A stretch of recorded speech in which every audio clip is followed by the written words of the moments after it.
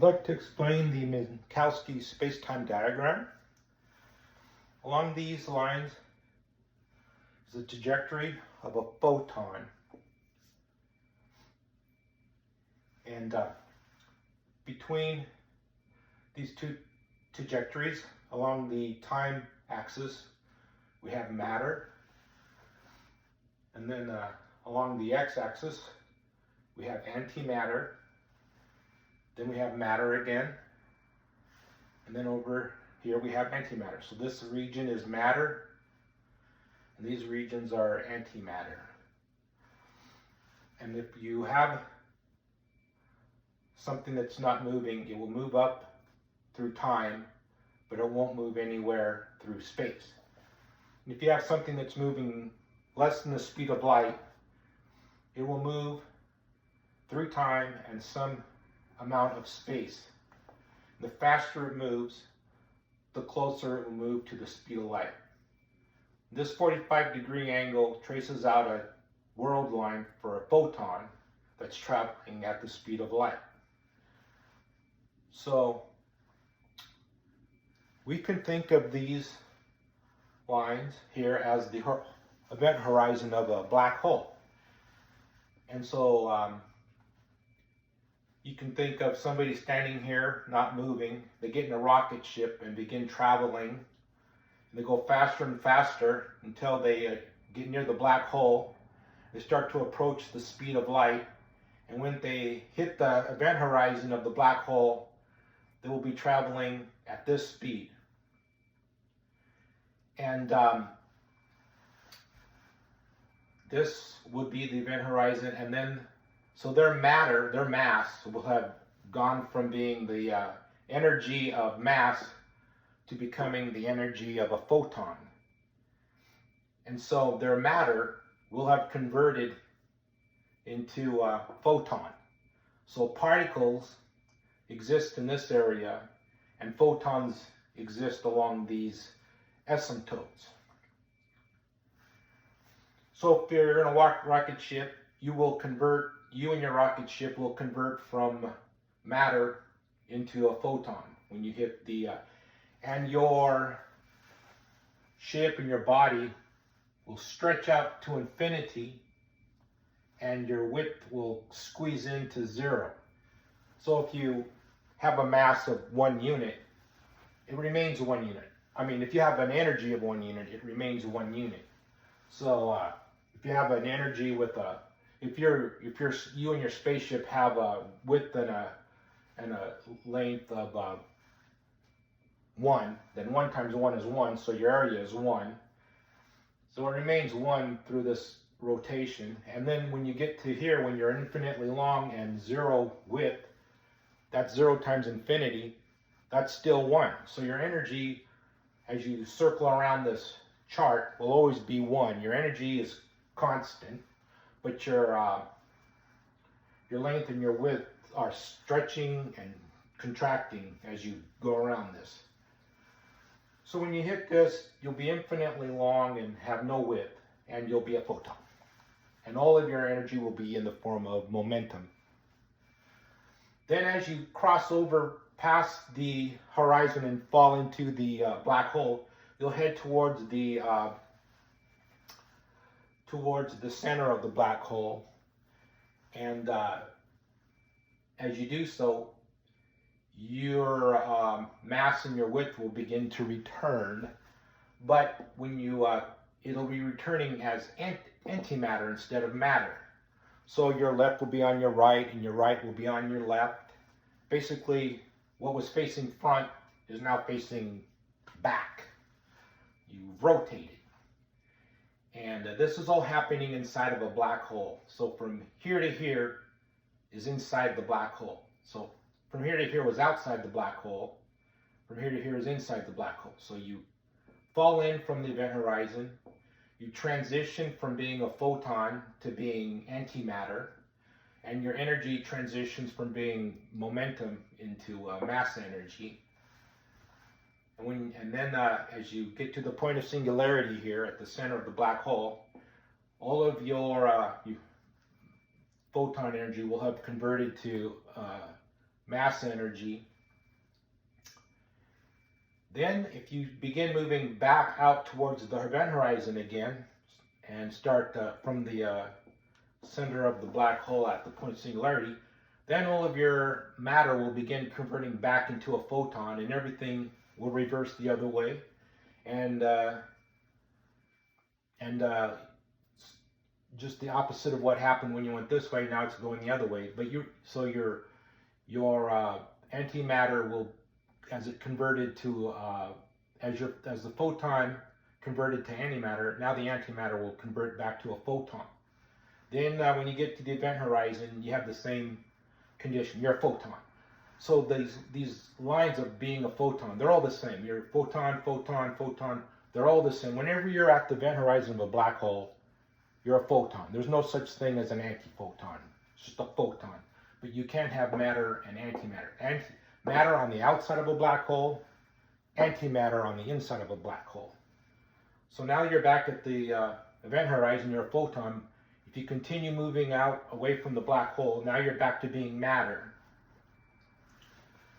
And then as you head back away from the black hole, back to a point where you become, all your energy converts from photon energy back to mass energy at this point, then you'll be then you're back to matter. You'll be aligned along this time axis again. And then as you circle around these conditions, just cycle. So now you'll go back to being a photon, and then you'll go back to being antimatter, then you'll go back to being a photon, and on like that around. And so basically what I'm saying is, on the outside of a black hole we have matter, and on the inside of a black hole we have antimatter. When your energy is totally mass energy, that's pretty much what we call dark matter.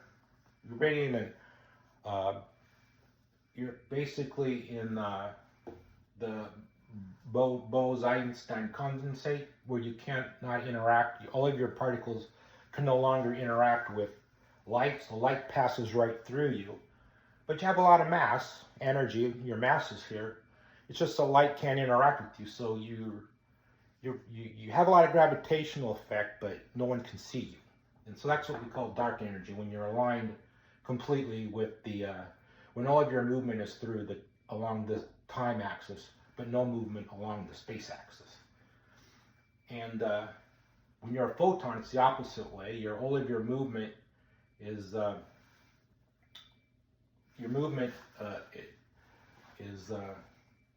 along the time and the space axis. They come as you move towards the speed of light. Your axes come in together towards like a scissoring effect. And when you get to the speed of light, this axis and this axis, they come together, and they both point along here. So it's called a zero vector. When the space axis equals the time axis, creates a zero vector along this world line of a photon. And then as you move away, it comes back out and comes back to this. And then as you move over here, they squeeze again, goes back and forth. And if you think of this, you can think of this like a rotation. Like this is the shadow of a four-dimensional axis, and you're rotating it. And this shadow rotates. It's like it rotates, comes here, rotates out, rotates back in, rotates out. So your energy is rotating. Your mass is rotating from matter to photon, from photon. It's like a rotation around as you go around. So you have two rotations. You have the rotation through space-time, and then you have a rotation of energy, And so this is my basic concept of what happens as you fall into a black hole, when you're inside a black hole, and when you emerge from a black hole.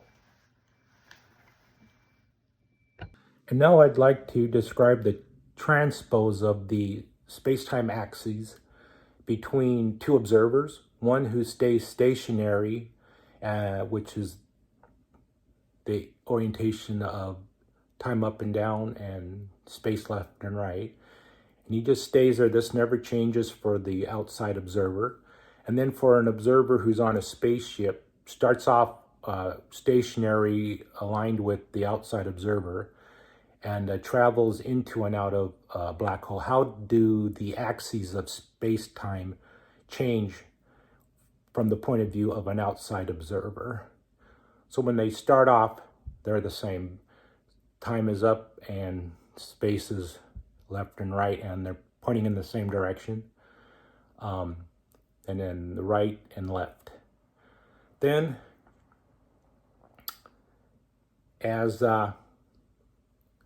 then you have the guy travel towards the black hole, hits the event horizon, becomes a photon, travels inside the black hole towards the point of singularity. The outside observer could see the second person on the rocket.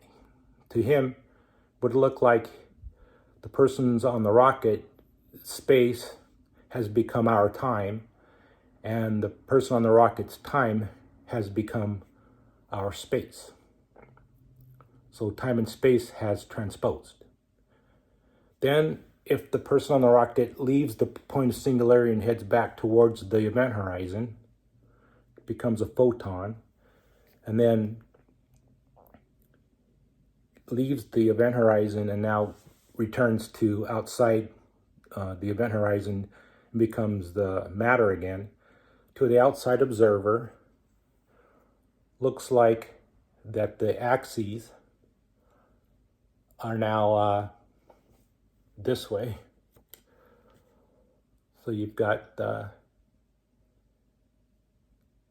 space pointing in the opposite direction and time is pointing down. So it's moving back in time and away from us.